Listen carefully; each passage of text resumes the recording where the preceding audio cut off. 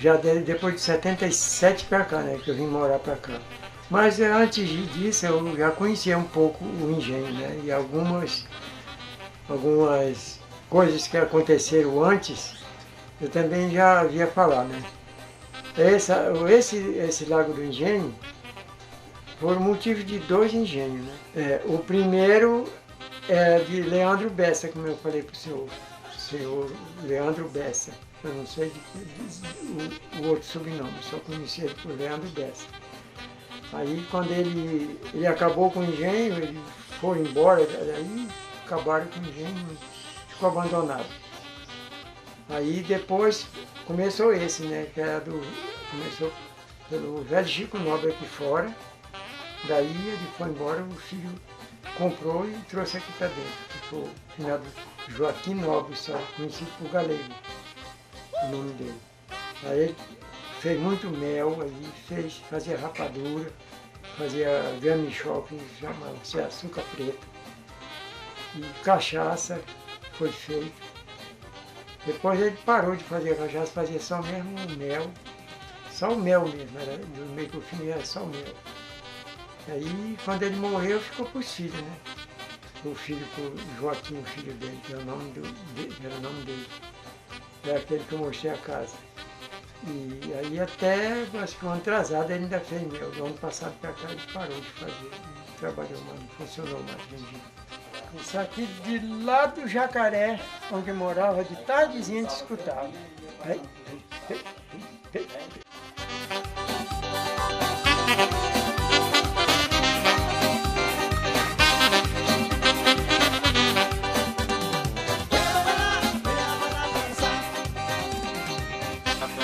Mas aí era o sistema dele de partida era na gasolina, aí depois que pegava passava para o querosene.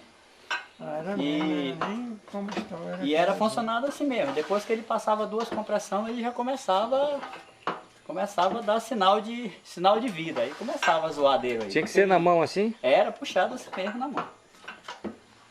Depois era 2, um no lado de lá da roda, outro aqui. Aí depois que puxava, que ele dava 2, passava duas vezes a compressão, ele já começava a funcionar. O pistão, né? Então ele tinha que estar todo tempo colocando um óleo aqui para azeitar o pistão. E aqui era botado o querosene, Querosene era isso? Era só esse tanquezinho aqui. Por isso que o seu Galego ficava todo tempo aqui na manutenção da máquina. Todo tempo, esse tanque aqui é todo tempo cheio d'água. Era água. Então, então ele tinha o sistema aqui, quando esquentava muito, ele tirava lá para fora. Aí descia de novo do tanque e abastecia de água. Botava uma... Engraçado que a gente ia sentado acolá e desse qualquer problema na máquina, só na rotação ele já sabia, ele corria para cá. E já sabia o que estava precisando. Ela funcionou, o seu João Lima, ali no Remanso, comprou essa máquina, o engenho todinho, né, para fazer mel, trabalho de mel de cana lá. Só que o seu Galego passava mais tempo para lá dando manutenção do que no serviço dele aqui. Aí o seu Galego eles findaram resolvendo vendendo para o seu Galego de novo e o seu Galego trouxe para cá. Porque era só o seu Galego mesmo, era quem sabia trabalhar realmente, tinha as técnicas para trabalhar com ela. Dizem que essa máquina ajudou a fazer as primeiras ruas de Manaus, a fazer bater concreto, né, para fazer as primeiras ruas em Manaus. Dizem os mais antigos, né? Ela é muito antiga, é a máquina alemã uma máquina alemã que veio primeiro, trabalhou em Manaus, e o velho Chico Nobre, como tinha influência na época, as pessoas que tinham poder aquisitivo no interior, tinha sempre uma influência com o governo, né? E aí, através disso, eles conseguiram trazer essa máquina para cá. A cana, quando era uma partida maior, né? Quando era uma moagem maior, ficava cheio. Todo esse depósito aqui ficava cheio. Aí tinha uma pessoa, quando era muita, tinha uma pessoa para ficar abastecendo aquele lote lá, para quando fosse moer não faltar lá, né?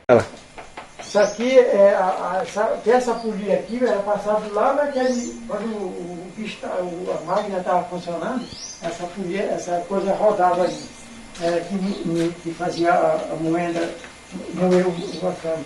Ele metia aqui, um metia a cana aqui e outro, o bagaceiro pegava tudo lá e já ia botando dentro dessa rosa que o vento existe. Então, a garapa descia pela bica aqui e caía dentro do tacho principal. Daí ele fazia a limpeza com essas peneiras feitas de cuia, né?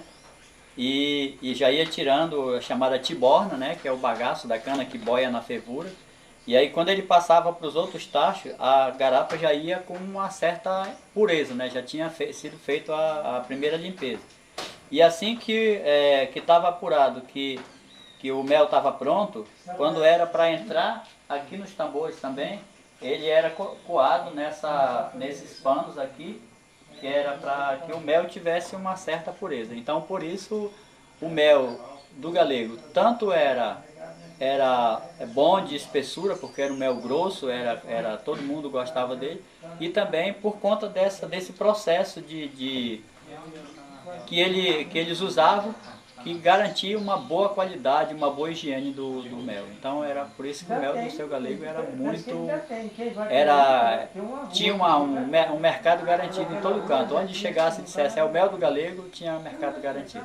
Aí depois disso, a vila agora, que criou-se, nós que fizemos ela lá na boca, lá na saída do engenho, aí todo mundo concordou que fosse o nome Vila do Engenho, né? Então esses são os motivos, primeiro, né? Que como foi para colocar esse nome de Vila do Engenho, foi por motivo de 2 engenhos que tinha, um aqui e outro lá na boca. Aí até que chegou o tempo do abacaxi, né? Cupuaçu, primeiro foi o Cupuaçu, que foi com o padre Antônio Pessoa, que ele mora lá na... Acho que você já sabe onde ele mora, né? Você falaram até de ir lá. O padre Antônio Pessoa, ele começou a plantar cupuaçu aqui para um garapé aqui para baixo. Cupuaçu, e aí começou a plantar daquele abacaxi liso, que só tinha espinho na ponta da palha. Aí plantou, eu ainda cheguei a plantar, mas aí apareceu esse outro que tem agora, que jogamos o outro para o escanteio, porque não era bom como esse. Porque naquele tempo tinha muita gente pobrezinha aqui dentro que não tinha condições de colocar um roçado. Não tinha terra para morar, havia nem casa para morar, não tinha. Aí nós ele criou, reuniu com o pessoal aí, criamos um grupo com o nome de Grupo Lavradores em Ação. A dar 20 e poucos sócios desse grupo. Toda a vida, todo mundo era plantador de abacaxi. E uma das vantagens, até hoje ainda está, que a cooperativa comprava o abacaxi para tirar a polpa, né, nessa agroindústria. Até hoje ainda estão tirando. E tem, através da cooperativa também, tem a agroindústria.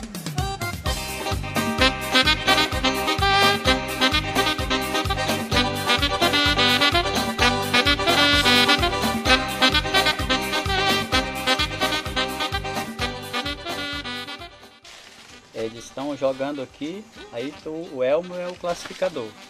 Então o abacaxi vai de todo jeito lá. Aí o elmo separa, aí cada um lá dentro do veículo está numa classificação.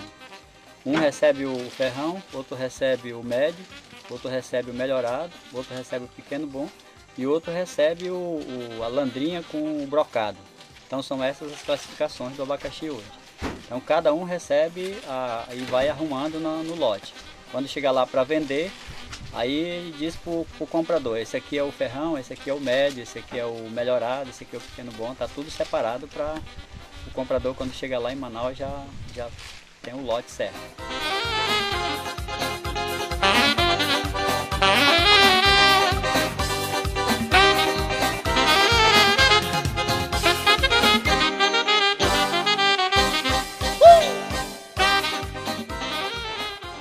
O Festival do Abacaxi iniciou uma iniciativa da Vila do Engenho com o Novo Remanso para comemorar esse grande avanço dessa produção que ganhou espaço nessa região. E esse ano, em 2012, já realizamos a 7ª edição E esse ano a gente estava comemorando 60 milhões de frutos à safra do ano. Plantar outros produtos para ter também na nossa região, que antes só era cupuaçu e abacaxi. Hoje, se a gente for botar a ponto de escrita, a gente já tem, eu acho que umas 10 culturas diferentes aqui na nossa área. No caso, é o maracujá, o mamão, a pimenta cheirosa, o quiabo, o feijão de metro, pepino, melancia. Outros tem também a questão da cultura, fruticultura e piscicultura, que é a criação do peixe. A culinária do abacaxi que tem, as pessoas fazem o recheio, que é o salame, tem o bombom com recheio do abacaxi, tem o licor, tem a torta do abacaxi, tem uma porção de variados produtos que é feito com recheio do abacaxi. Com certeza está desenvolvendo cada vez mais a cultura. A cultura entre o Novo Remanso e o Engenho, que é a produção da nossa área.